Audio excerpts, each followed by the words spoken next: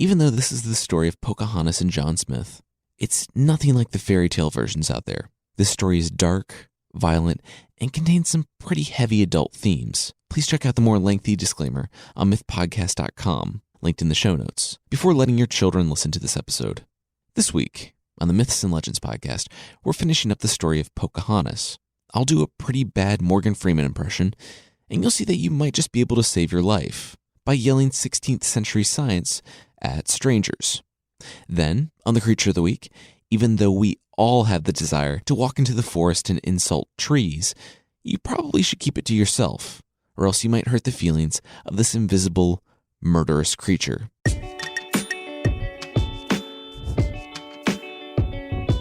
This is the Myths and Legends podcast, episode 36, Between Two Streams.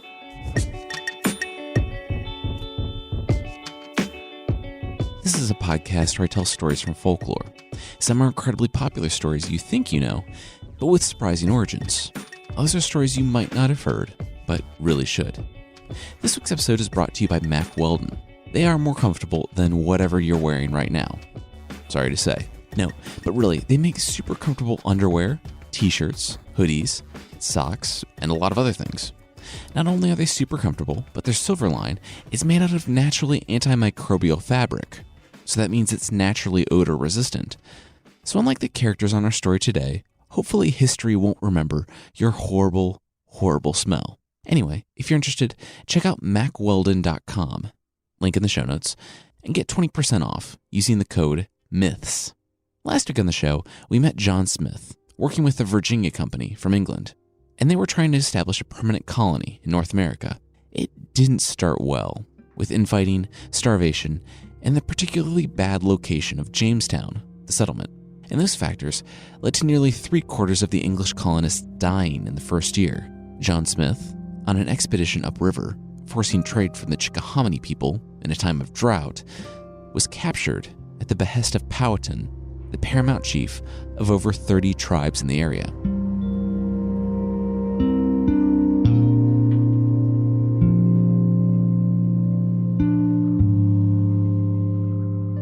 George Casson was a laborer. He had survived the summer, and he had been handpicked by John Smith to go venturing into the territory of the Chickahominy tribe. He sat in the boat, wrapped in fur, shivering as the sun went down. His two companions were as well. And if they weren't constantly fearing for their lives from either starvation, disease, or a native population they couldn't possibly understand, then the sunset might have been beautiful. George looked out at the men next to him, others he had seen working around Jamestown. They were hard to miss. The workers, that is. The stuck-up gentlemen back at town refused to work, even as they got closer and closer to winter and the food stores dwindled. George Casson wasn't afraid or ashamed of work, and here, in the New World, he would craft a life for himself, better than the one he had left back in England. George felt a pat on his shoulder, and then another one, more urgent.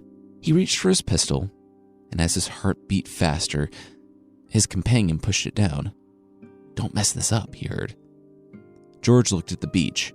There, on the sand, sat the most beautiful women George had ever seen.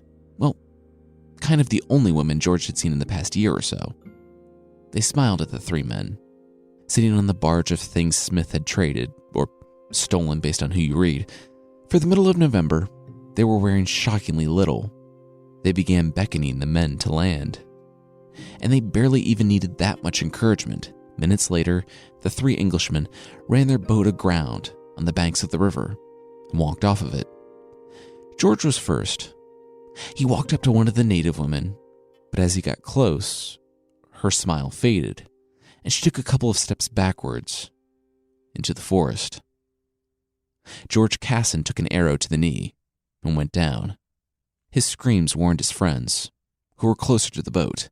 They saw 20 men emerge from the forest and watched their friend George take a club to the head. They didn't know if he was dead, but they couldn't rescue him anyway. They barely made it, under a barrage of arrows, back to the barge. They fired once, the shot that John Smith would hear in the forest, but it missed. That made the men of the Chickahominy tribe back off, and the last thing the Englishmen saw as they made it safely to the middle of the river was a group of men gathering around George and picking him up. George wasn't dead, the men learned as they heard his screams echoing down the river, and they escaped back towards Jamestown.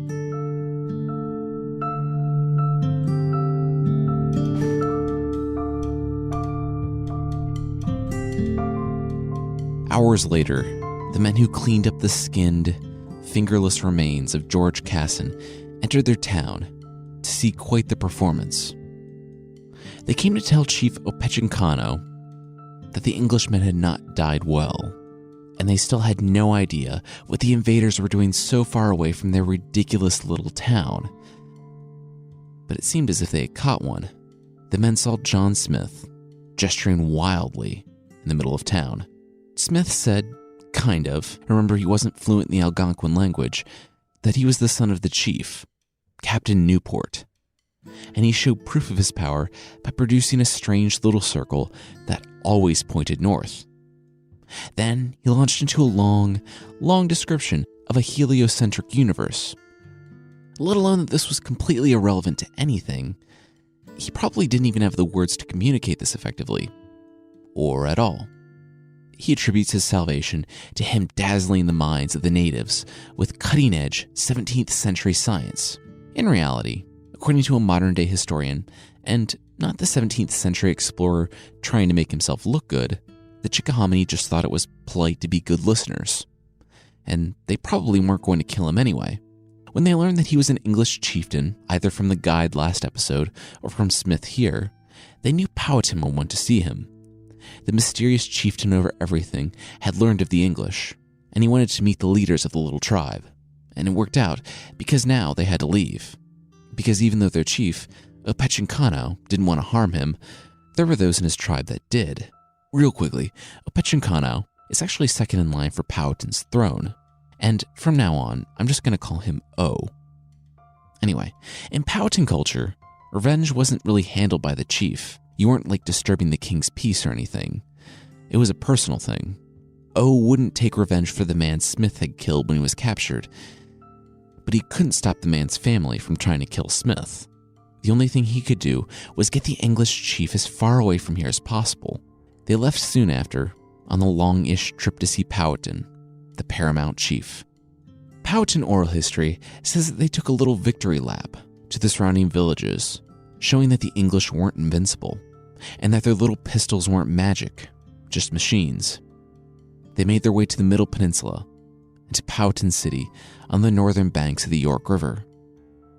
Also, while we're talking about the geography and culture and all that, Powhatan's succession is actually really interesting. For a werewance, or chief, which could be men or women, succession is matrilineal, meaning through the mother. So we have Powhatan, who is the first son of the eldest sister to the previous chief. The office cycles through all the brothers and sisters before going to the first child of the first daughter and starting again in that family. If you were the chief, that would mean the first child of your sister's family, or the first child in your family if you're a woman, will be the next leader of the next generation. But only after you and every one of your siblings died. If you think about it, this makes so much sense, and I'm not being sarcastic. That way you don't have the issue of babies being named kings when their fathers died, like they did in Europe. On the contrary, the leader of the next generation would be very experienced by the time power passed to him or her.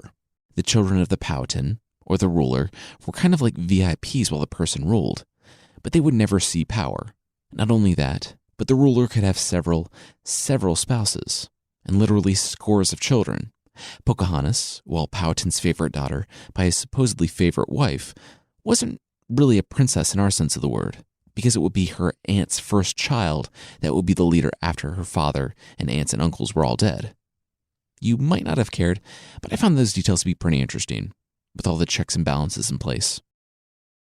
John Smith, no longer in chains, was brought through Werowocomoco, the city Powhatan ruled from, on the north side of the modern-day York River. People likely marveled at his ridiculously fair skin and oddly hairy face, and would be interested to see one of the squatters that had landed just 15 miles south. Smith would have seen people hard at work, preparing a feast, and even perhaps bathing in the icy York River. The men escorted Smith through the town and pushed open the mat door to reveal a 20-foot by 20-foot room. It was warm and lined with people. Toward the front were priests, and John Smith understood that he was supposed to walk forward through the dimly lit thatch hut toward the 60-year-old man sitting at the far end. He would have passed after the priests, other chiefs, and then some of Powhatan's wives, everyone painted and arrayed in costly beads. Powhatan, who was basically the male leader of the Powhatan people, was in his 60s, but he was strong. In his culture, everyone worked. The women farmed and tended to the house, and the men hunted. Powhatan, the leader, demanded a tribute from his client tribes, which could get as high as 70% of their agricultural yield. Powhatan was the leader of his people, but even he, at 60 years old, went hunting for deer and other things. And Smith's writings talk of him as remarkably strong and powerful for his age. Sitting on a raised platform, he towered above Smith, who, at 5'3" tall, was short for an Englishman. The little man in front of the Powhatan stunk so badly. Powhatan was eager to learn what the squatters on that terrible little peninsula wanted. Powhatan sat with Smith. They smoked, and he asked what the Englishman was doing so far from home.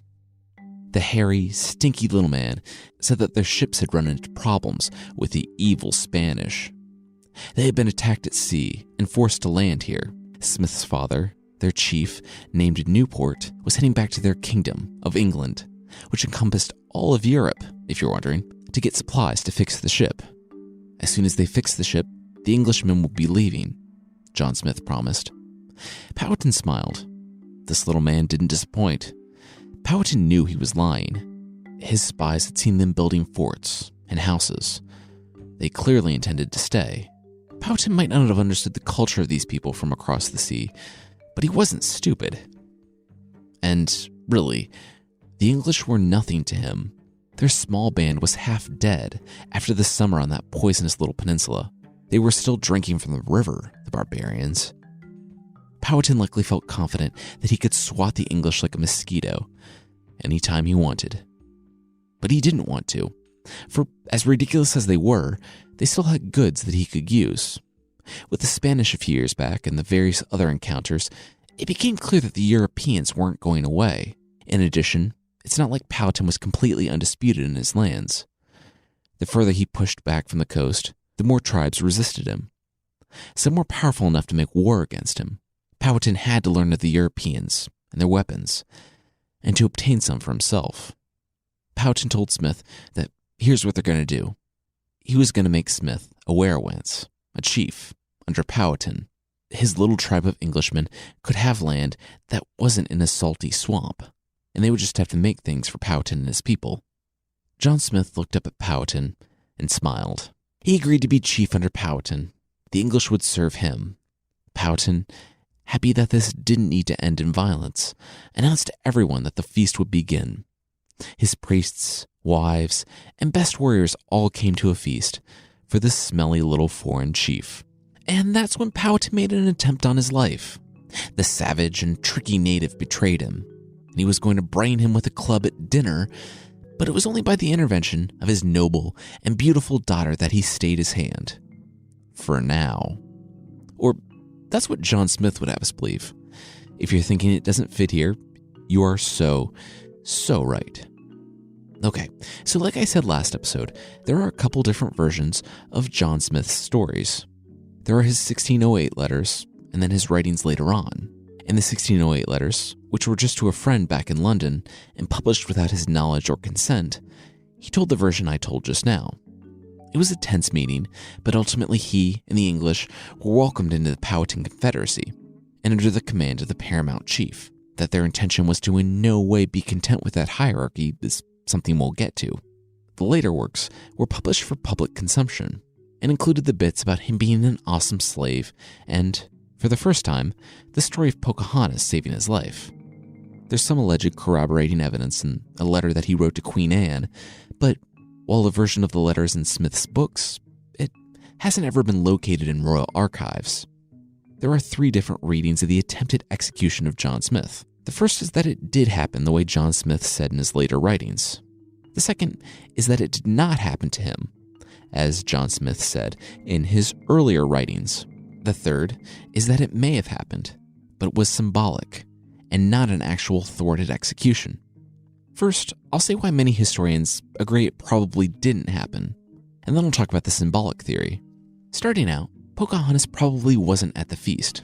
Powhatan would want to have impressed the foreigner, and those in the 20-foot by 20-foot building would have been the most distinguished chiefs, Powhatan's best-looking wives, and his priests. His prepubescent daughter, no matter how much he liked her, would not have been impressive to a foreigner. Also, according to Powhatan oral tradition, the priest would have overseen the ceremony of making John Smith a werowance, or chief, and children of any gender wouldn't have been allowed to attend. She, more likely, would have been helping to prepare the food or help out O's entourage. Powhatan had vowed to release Smith in a few days, and we haven't even talked about the folly of preparing a large feast, feeding someone, and then having him summarily executed on a full stomach, being ridiculous, because the feast would have been a costly expenditure, both in food and work, in a time of famine. The method of death doesn't make any sense either, because Smith himself said that disobedient subjects were clubbed to death, while enemy prisoners were slowly tortured to death, as was the case with John Casson at the top of the episode. In addition, the priest had told Powhatan that they read Smith and found him, in the English, to be well-intentioned toward the natives. It seems unlikely that Powhatan would have gone through the time and expense to feed Smith, declare him as chief, symbolically adopt him as a son, and then kill him against the advice of his well-regarded priests. This was even before considering the fact that Smith's own accounts, the only accounts that we have of this alleged attempted execution, don't match up. There's also a theory that this was symbolic. I'll keep this brief, but some native cultures had a testing of courage for prisoners before making them into allies. Setting aside the fact that this doesn't really match up with anything like that, Powhatan made him into an ally and then allegedly tested his courage, which would have been backwards. What is more likely, as it seems to me, is that Smith was writing this in 1624 with an agenda.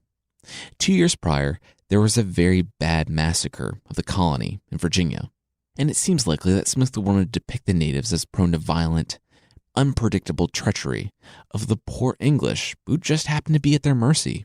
To round out this part, I feel it's safe to say that the rescue, one of the most famous aspects of the Pocahontas tale, is likely just a legend. I feel pretty confident in echoing the author Helen Roundtree's words that Smith was only in danger of eating too much. That being said, Pocahontas, the real historical Pocahontas, was actually an incredibly brave person and helped to bring about peace in 2 nations. And we are finally going to start talking about this pivotal character right after this. This episode is brought to you by Blue Apron. Blue Apron knows that when you cook with incredible ingredients, you make incredible meals. So they set the highest quality standards for their community of artisanal suppliers, family-run farms, fisheries, and ranchers. Whether it's Japanese ramen noodles, wild-caught Alaskan salmon, or heirloom tomatoes, Blue Apron is bringing you the best. For less than $10 per meal, Blue Apron delivers seasonal recipes along with pre-portioned ingredients to make delicious, home-cooked meals. So my wife and I tried out Blue Apron this week, and it was amazing. We made beef arepas with pickled onions. We like to cook, but this isn't something we would normally make because you'd have to find a good recipe, get all the different ingredients, and way too much of the ingredients for one meal for 2 people. And also, I'd have to learn how to pickle something. As it turns out, it was actually a lot of fun and pretty easy. The fresh ingredients are super cool and all that, but I really liked, 1, not having to measure anything and having the perfect amount, and 2, spending time together, making something different. Also, I now know how to pickle things. It was pretty easy. They advertised that it's taken about 40 minutes per meal, and I timed it, and it actually just took us 33 minutes from laying out all the ingredients to sitting down at the table. Also, and just saying, you know what else lasts about 40 minutes? A certain really cool folklore podcast. Maybe it's something to listen to while you make a Blue Apron meal.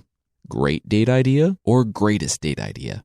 Anyway, Blue Apron's awesome gourmet food, and you really can't beat the experience. So yeah, you can check out this week's menu and get your 3 meals free with free shipping by going to blueapron.com/legends. You'll love how good it feels and tastes to create incredible home-cooked meals with Blue Apron. So seriously, don't wait. That's blueapron.com/legends. Blue Apron, a better way to cook. This week's episode is brought to you by Weebly. So, as I said a couple weeks back, I started a Weebly site, and the holdup in telling you all what it's named is that I just haven't had time to add anything to it. And that hasn't really been the Weebly system's fault. It's incredibly easy to get the site up and running. Like I said, you can just drag and drop elements all over the page. Heck, not having time isn't really even an excuse, because they have an app for iPhone where you can edit your site right there on the go. If you have a business, it's super simple to customize their themes for that. There are professionally designed themes for seemingly everything, and they're beautiful. They make me want to start a restaurant or a band, even though I'm not a great cook and I'm objectively terrible at the guitar. That's how good the themes are, though. But yeah, if you need a site for something, seriously check out Weebly. It looks great, and you don't need to be an expert or hire an expert to have an awesome website in no time. Even if you don't need a site for something, you can start for free and just see what happens. So yeah, join the over 30 million people who are already dreaming big with Weebly. Get started today for free at Weebly.com/myths. That's Weebly.com/myths. Weebly.com/myths.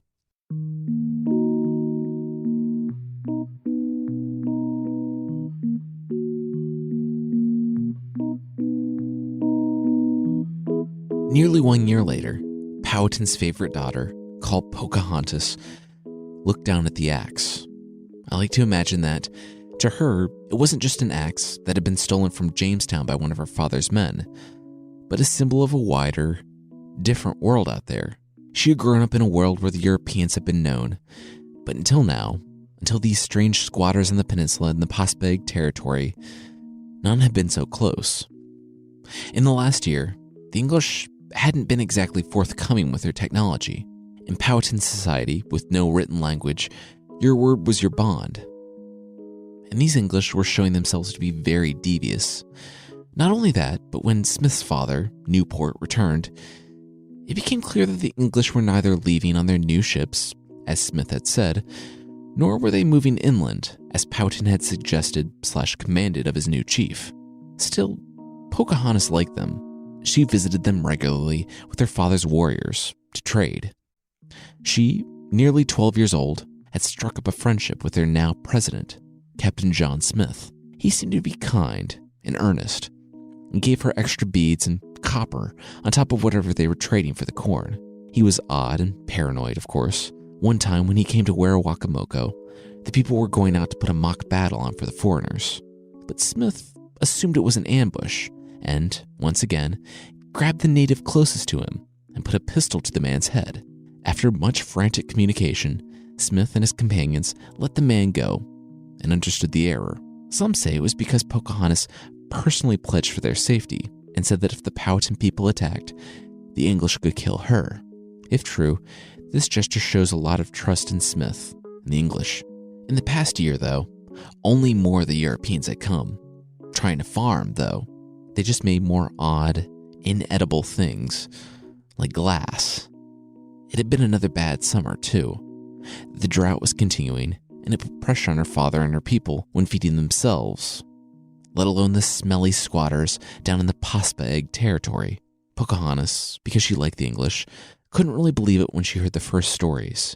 The Europeans walking into Powhatan villages, not asking to trade, but demanding it. They never put the muskets and the pistols down. The violence was implied at first, but soon they would refuse to leave unless they were given corn for the hard, inedible trinkets they carried. Werowocomoco, Powhatan's capital, was largely insulated from this, so Pocahontas wouldn't be forced to dig tubers from the frozen ground in the winter like the other villages. But it did put a strain on her father. It escalated when, knowing his people would die without the corn, Powhatan commanded the smaller villages to take their stores and hide them in the forest, deep away from the foreigners. Powhatan was trying to subtly, or not so subtly, encourage this chief to stop coming into the villages and demanding corn, and, possibly, to leave. One of his tribes had become overly familiar with the English, swearing allegiance to them and promising to farm corn for them. They were called the Pocahontas people. Pocahontas looked at the axe. Smith and the others were coming to Werowocomoco now, ostensibly to trade, but she knew better. She would see Smith arrive, but she and the other women and children would flee into the forest the next day, as they had been instructed to. As much as she liked Smith and thought well of the English, she was the daughter of Powhatan, and she would remain with her people.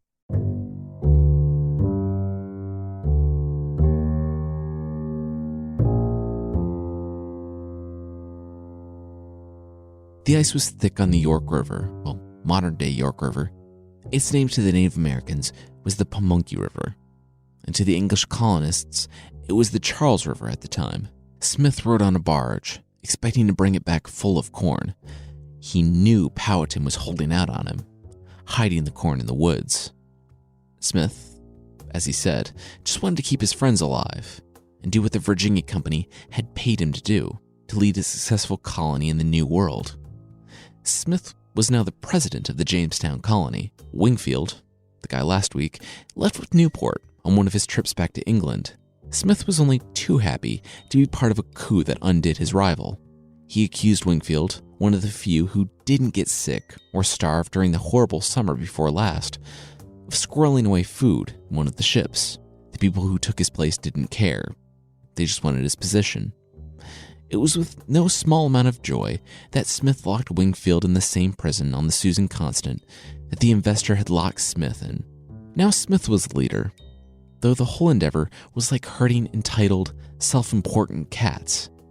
No one wanted to work, and things only seemed to get done when Newport was in town with the sailors, who would build houses and bring food from England. Still, though, it was Smith's job to keep the men, and now 2 women, alive. Powhatan had to be holding out on him. He knew it. All the talk of drought. Smith would get the corn one way or another. Once he made it to shore, slowly with his men breaking the ice in front of the boats, he found Powhatan, now 62-ish, standing on the banks, flanked by warriors, chiefs, and priests. He asked Smith why he had come. Smith had not been invited. There were none of his chiefs that he treated as well as John Smith, and none treated him more poorly. Smith said he loved Powhatan like a father, and he thought they should talk about the past few months. They talked mainly through boys they had traded, which sounds way worse than it actually is.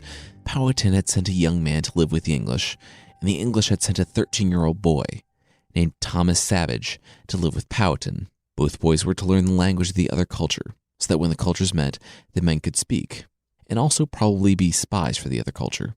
Walking through the town to the house where Smith had been adopted as a son and made into a chief less than a year before, they passed things hanging out in the open. Smith likely knew what they were immediately and narrowed his eyes. Perhaps the other men in his troop took a bit longer, but when they figured it out, it probably sent a chill down their spines. They saw the scalps of the Piankatonk people, the tribe that had been allied with them and had vowed to give them corn. Powhatan had dealt with them indeed. In tense talks, Powhatan chastised Smith for wanting to take by force what would be freely given. Why did they want adversaries when they could have friends in Powhatan and his people? Smith claimed that he was innocent of threatening the tribes for food, saying that Powhatan was guilty of straining their alliance, trying to starve out the English and steal things from Jamestown. Powhatan then leveled a chilling accusation against Smith. Powhatan said that he suspected Smith wasn't in the country to trade or form alliances, but to invade his people and possess his country. Not waiting for a response, he told Smith that he could prove his goodwill by leaving the guns on the boats when they spoke the next day. Smith said that he wouldn't dare harm his father, but the issue of coming unarmed to these meetings was, as always, a non-starter. That night, Powhatan let them stay in the thatch houses in Werowocomoco.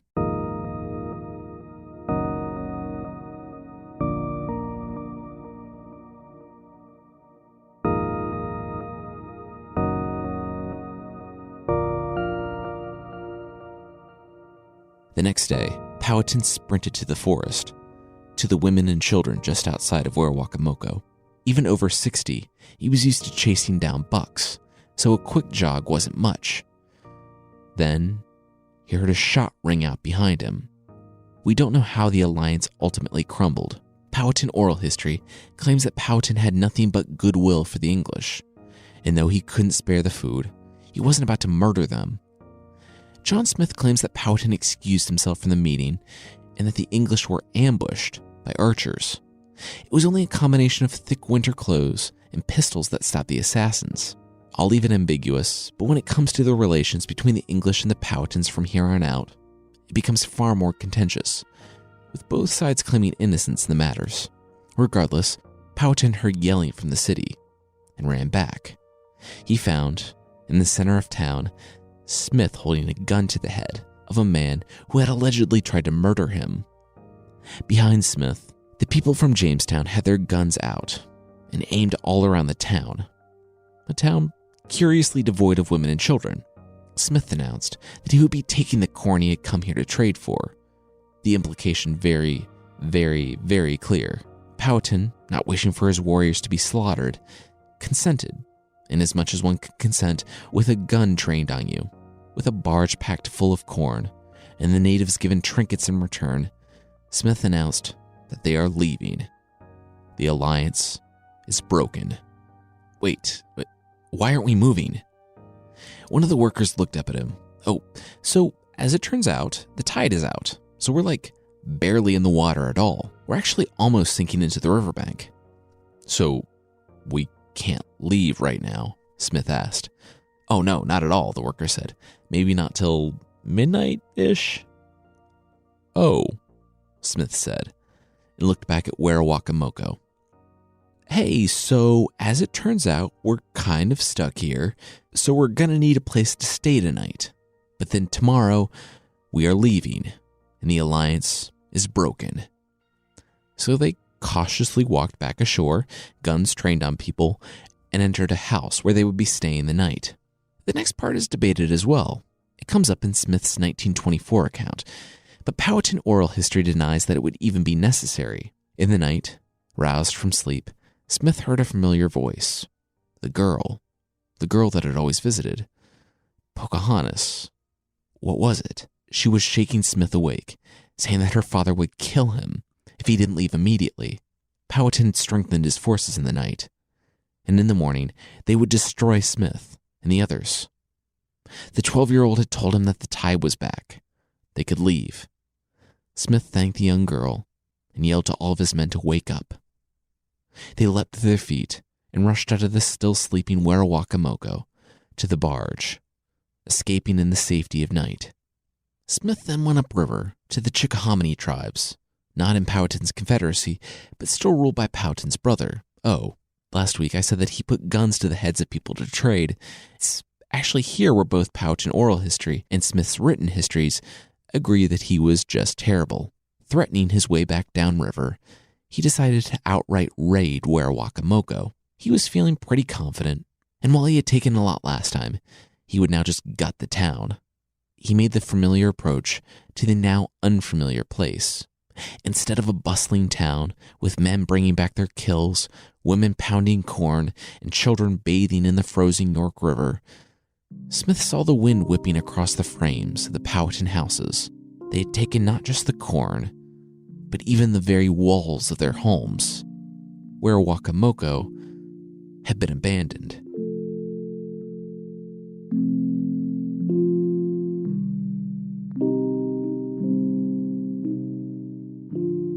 John Smith was dead. It had been 6 or so months since Powhatan and Pocahontas and the others had fled Werowocomoco and went upriver to the edges of Powhatan's dominion. Powhatan had inquired several times, possibly out of respect for his old adversary, possibly out of desire for revenge for what Smith had done to his people. Every time, whether it came from spies or from diplomatic talks with the new president, Powhatan learned that Smith, in an accident, had some gunpowder go off next to him. It grievously wounded his leg, and Powhatan and Pocahontas were told multiple times that he had died en route to get medical attention in England. 2-month ambulance rides not really being super effective. I can't imagine this news was met with much sorrow from Powhatan or Pocahontas. In the intervening months, Smith led raids to burn villages and had killed many people. They captured the chief of the Pasbeg tribe and held him in Jamestown. The squatters were branching out from Jamestown too. When they found Oropax, where Powhatan had taken up residence after Wakamoco, they actually attempted to set up a fort on the other side of the river. That was the last time Powhatan saw Smith. The quote-unquote son and former chief of his had been demanding that Powhatan give up his new backwater capital. After Smith left in a huff, Powhatan set warriors upon the new fort, and only one man escaped alive. Now that Smith was dead, though, things were starting to look up. No one was quite as competent as Smith as an adversary, and as the years stretched on, and as the Powhatan Confederacy was definitely not feeding the English, things were beginning to get bad for the squatters. So bad that Powhatan was able to recruit several spies, who, upon seeing how nice Powhatan's villages were, decided to offer their services. They were mostly German workers with no loyalty for the Virginia Company. Upon arriving in the New World and seeing that someone might have been doctoring the letters saying how awesome the place was, the German workers decided to steal tools and weapons for Powhatan. The winter of 1609 was a harsh one for the people of Jamestown. If they could have grown crops, which they didn't, they wouldn't have been able to grow much, because 1609 was the fourth straight year of droughts. Powhatan really didn't even have enough for his people, but not having to feed a parasitic settlement this year was pretty nice. The winter of 1609 to 1610 was known as the starving time in Jamestown. The natives had them pinned down inside their fort, and there is evidence that the survivors resorted to cannibalism in order to make it through the winter. One author speculates on why Powhatan doesn't just wipe them out right here. Well, 1, he didn't think he needed to. His land was doing it for him. 2, he and his people hadn't seen too many of the foreigners at once, so perhaps they thought England was as populated as the coastal region of Virginia. If more did come, they would come in the same numbers, with the likely same terrible provisions. They'd shown that without a magnetic and multi-capable personality like Smith, they couldn't survive here. Let them come. Powhatan knew better than to help them now. The next summer, in June, they watched with glee as a ship arrived. The gaunt, horrific creatures that had left the fort and entered the ship were almost to be pitied, if not for all the Powhatan people that had been killed. After they watched the ship sail away, back to England, the Paspahegh warriors walked cautiously up to the Jamestown fort. The door creaked open, only to show empty wooden houses. The peninsula had been abandoned by the English. Powhatan had won.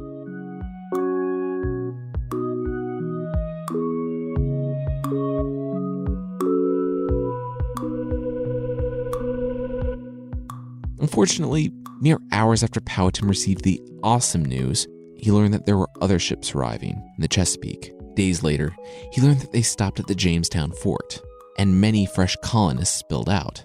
They also learned that Powhatan had been charged by the Crown with the extermination of the lost colony of Roanoke a few decades ago. It was a trumped-up charge with little basis in reality. The new governor, West, came seeing him as a criminal, and only a criminal. There would be no year-long tense friendship before relations with the two nations crumbled. West wouldn't make the same mistake Smith had in being too nice to the natives. He was determined to crush this chief. Powhatan wasn't scared, though. He had defeated the first group, and that only took so long because they had pretended to be friends. Life continued somewhat as normal. His daughter, Pocahontas, got married to a warrior, though they stayed in Orapax. Then, as a show of seriousness on behalf of the English, a Paspahegh man was sent to Orapax without a hand, as a warning to Powhatan that if he didn't return the tools, weapons, and runaways that had come his way, he would find his towns and cornfields burned. This was met, days later, with horrifying news. 70 of the Europeans attacked the Paspahegh capital in the night. It had been burned, and some people had escaped into the countryside. Others did not. Most notably, and most sickeningly, the English took native children aboard the ships, threw them into the river, and fired at the immobilized targets. Those that survived the attack returned to their burned homes later and found the bodies of their children floating in the river. There were no more diplomatic talks between Powhatans and the Europeans after that. Things continued to be bad. What Powhatan didn't know was that the English were committed to this now. Jamestown would now be better provisioned than ever, and there was a constant influx of guns, people, and food. Powhatan, who would begin losing people to death and disease, would find that the English seemed to multiply, while the natives, in this protracted war, would eventually see their numbers dwindle. The next few years would be bitter for both sides, but even more so for Powhatan. Faced with his long-standing native enemies to the west without, and his enemies from across the sea from within, he was in a tough spot. It became even worse when the Paspahegh people, who claimed the territory in which Jamestown was built, lost their leader. In a skirmish, he was run through multiple times with a sword in retreat by an overzealous Englishman. Many others were killed in the battle, and after losing their capital and now their chief, the Paspahegh deserted their villages and dispersed into the other tribes, ceding the area to the English. The Paspahegh tribe was no more. This continued, with the English pushing deeper and deeper into native territory, taking over some farms and villages. Finally, with enough of the tribes feeling the effect of the English, former enemies decided to band together and completely destroy the invaders. Then, Powhatan received perhaps the only news that would cause him to halt such an operation. Pocahontas, his favorite daughter, had been kidnapped.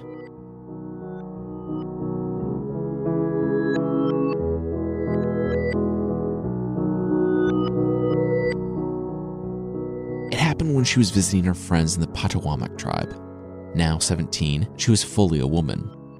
I also never addressed the whole thing about her being naked last week. In Powhatan culture, in the summer, prepubescent children ran around naked, and so, years ago in our story, the young girl Pocahontas would likely have been naked while visiting Jamestown and getting trinkets from Smith.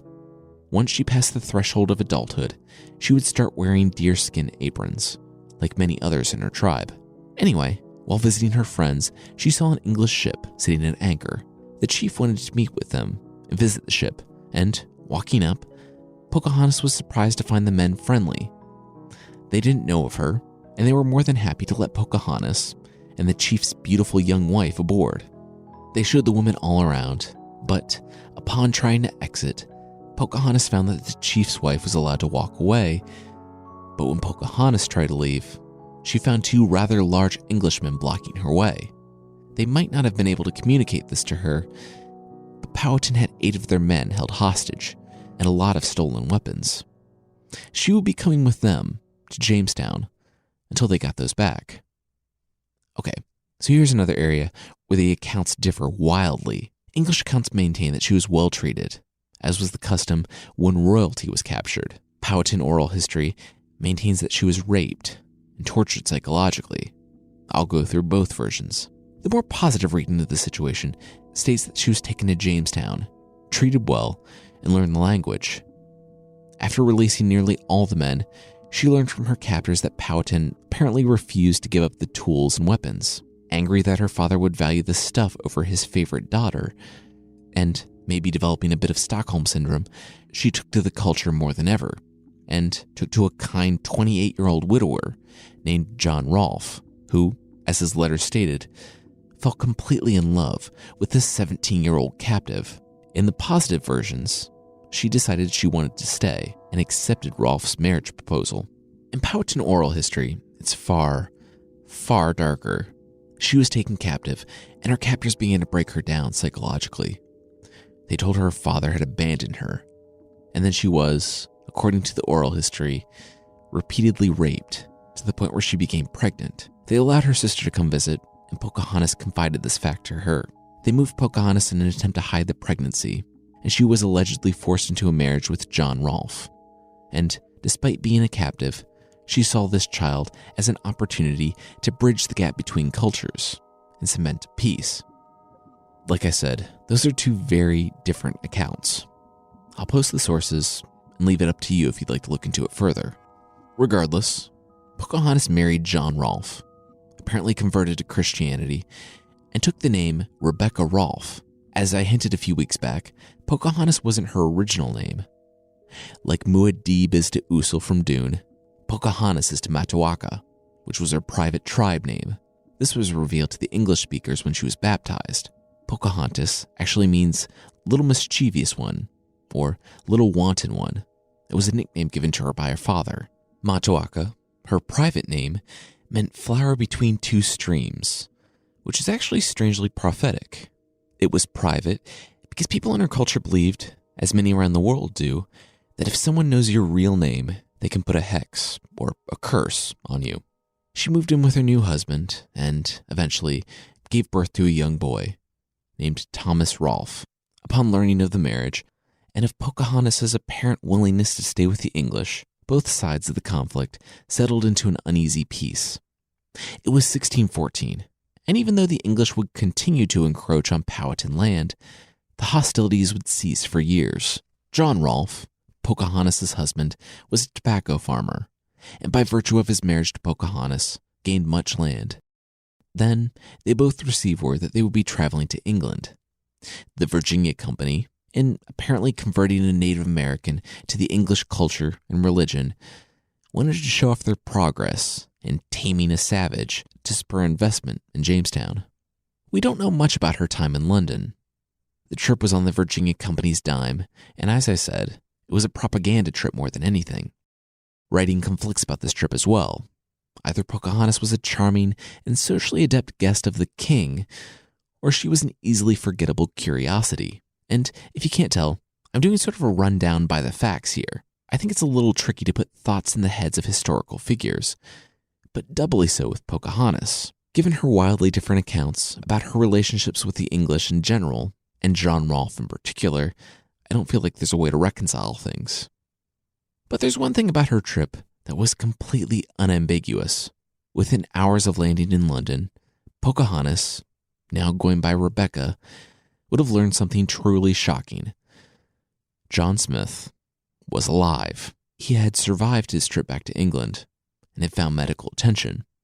He had even returned to North America and coined the phrase New England for the region of the country now known as New England. There, notably, he named a cape in the modern-day state of New Hampshire Cape Trebizonda, after the noblewoman who had purchased him as a slave, and with whom he had fallen in love in Istanbul.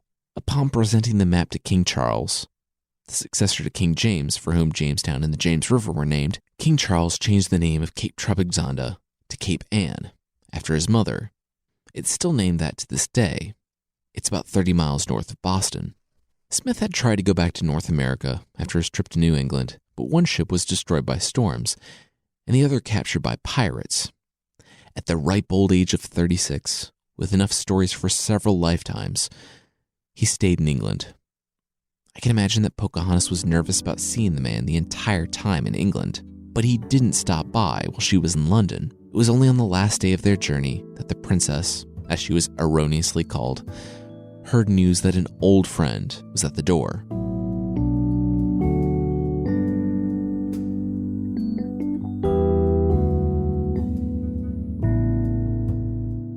It said that upon seeing Smith's face, she turned around and would not speak to him.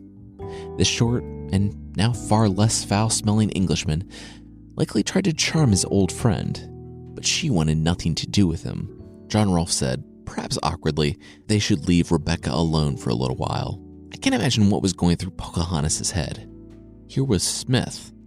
He was a man who had befriended her when she was a child of only 11.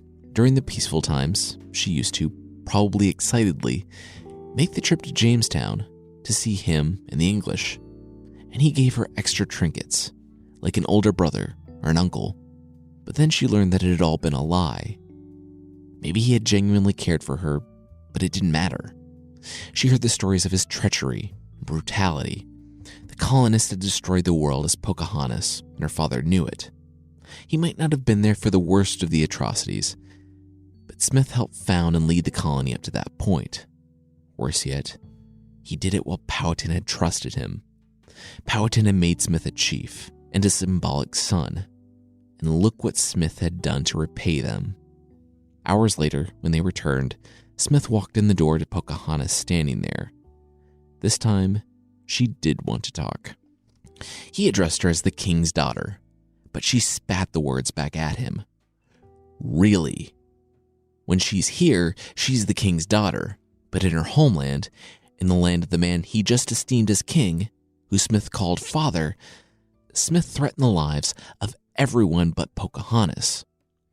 She said that they trusted Smith, and he wasn't even honest in death.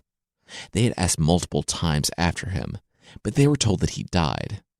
Her father mistrusted the English, who Pocahontas said lied so much to him that he sent one of his priests to see if Smith, his old adversary and ally, was really dead. Unfortunately, our only source in this conversation is, you probably guessed it, John Smith. I paraphrased it, but it's not that far off. It wasn't that he never came back to Virginia, or didn't send word that he was alive, or that it took him so long to see her in England, or any of that romantic comedy nonsense. She was angry that he had so terribly betrayed her and her people. Like I said, Smith is our source for this. And in writing, with the mention of the priest, Smith's writing trails off and changes subject to the priest who was visiting England with Pocahontas. We don't know how the conversation ended, but given how it started, and what Smith was willing to document about himself, it can't have ended well for Smith. Regardless, that would be the last time they ever spoke. It seems to me that the pair, who met on the other side of the world and became unlikely friends, will part in bitter anger.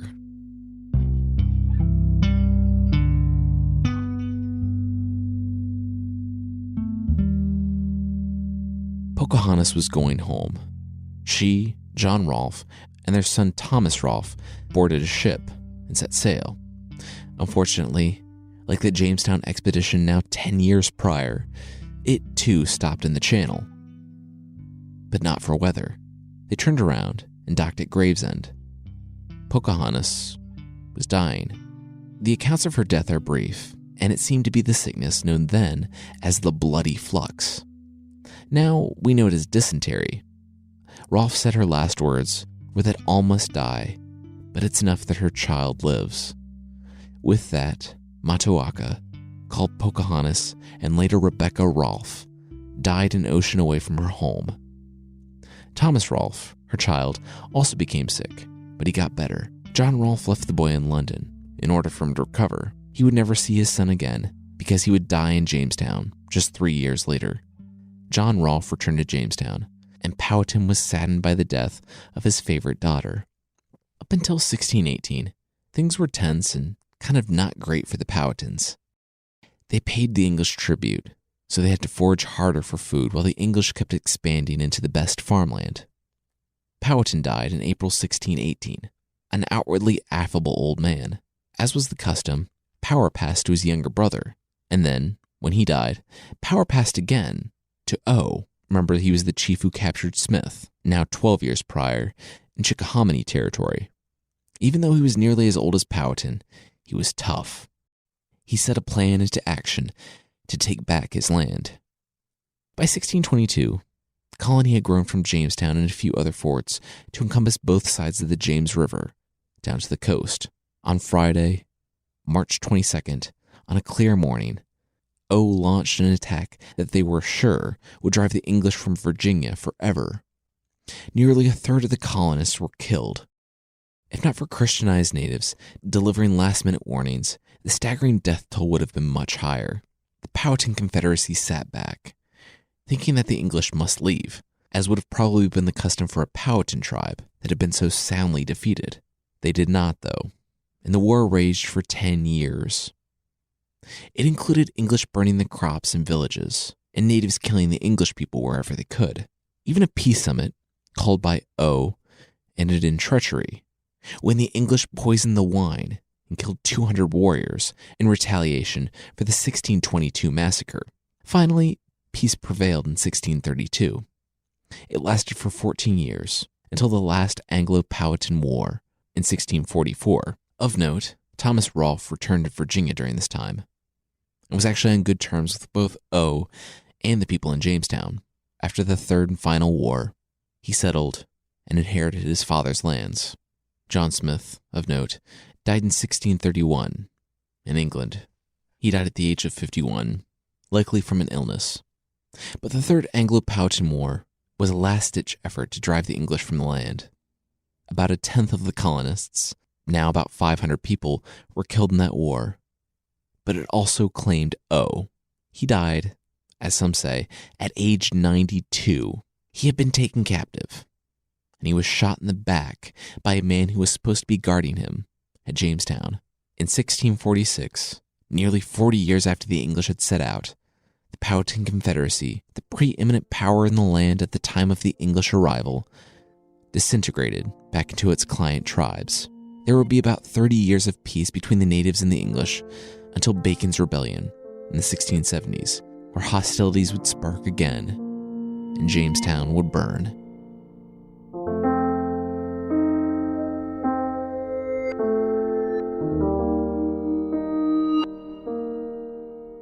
We're going to leave the story here because this is history.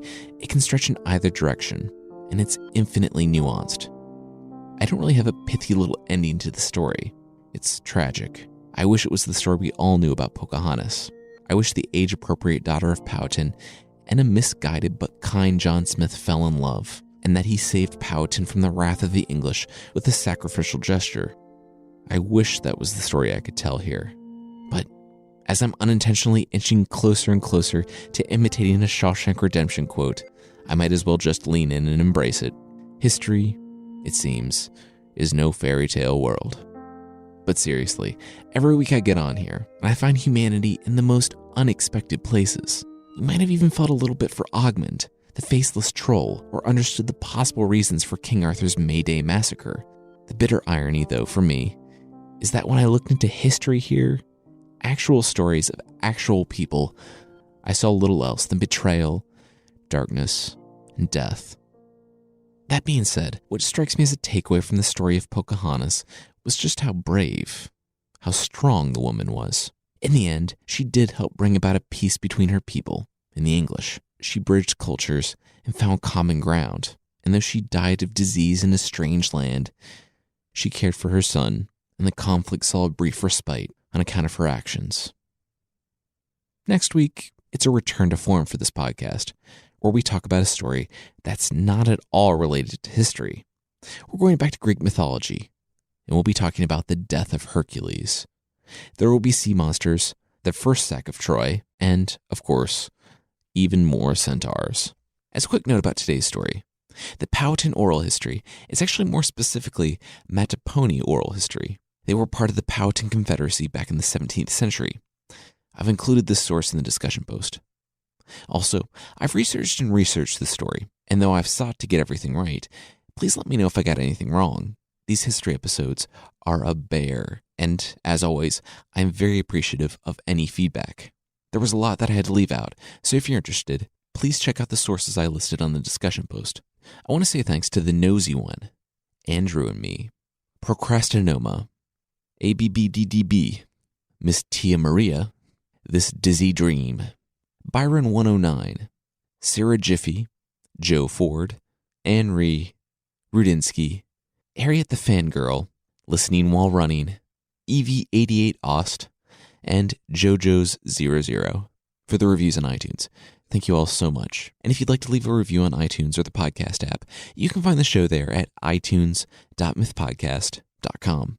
Also, I did an interview with Dan Lizette on the Podcast Digest this week. If you want to hear how the show got started, what it takes each week, and way more uhs than usual, check that out. I've linked it in the show notes, and it's on mythpodcast.com. The creature this week is the Ra, or the Radandar, from Sweden. They are tree creatures. Well, kind of. Mainly just tree tenants. They are invisible creatures that live in a tree and help it grow. If you see a tree growing taller than all the others, or one lone tree on a hillside, you can be probably not at all confident that one of these creatures is living in it. Of course, they will harm you if you harm their tree. So don't harm their tree, or do harm their tree, because they can only move as far as the tree's shadow. So if you are reasonably sure you can get around 7 feet away pretty quickly, less at noon, harm trees to your heart's content. They particularly enjoy lime trees, so if you feel the need to disrespect a tree, but want to be a little safer about it, maybe don't shout insults at lime trees. Or really any trees, because that's weird. They hang their laundry in the tree because apparently you can't call a tree a name, but they can hang their underwear from it, and that's not disrespectful. Anyway, if you destroy their tree, they will haunt you forever. And even though they have some very real distance-related limitations, if you make them super mad, they have a little loophole. They will uproot the tree and use it to chase after you. So yeah, if you decide to casually insult a lime tree and then see little feet underneath it as it comes running after you, it's very unlikely that it's the super cliche Looney Tunes disguise, and instead it's probably a murderous supernatural creature. So you should definitely run. That's it for this time. The theme song is by the band Broke for Free, and the Creature of the Week music is by Steve Combs. Other music is linked in the show notes. Once again, today's show was brought to you by Weebly. Weebly was created for people with the courage to start their own business and the dream to be their own boss. And you don't need to be a web designer or know how to code to create a fantastic website. So yeah, creating a fantastic website shouldn't get in the way of your dreams. Join the over 30 million people who are already dreaming big with Weebly. Get started today for free at Weebly.com/myths. That's Weebly.com/myths. Weebly.com/myths. Thank you so much for listening, and I'll see you next time.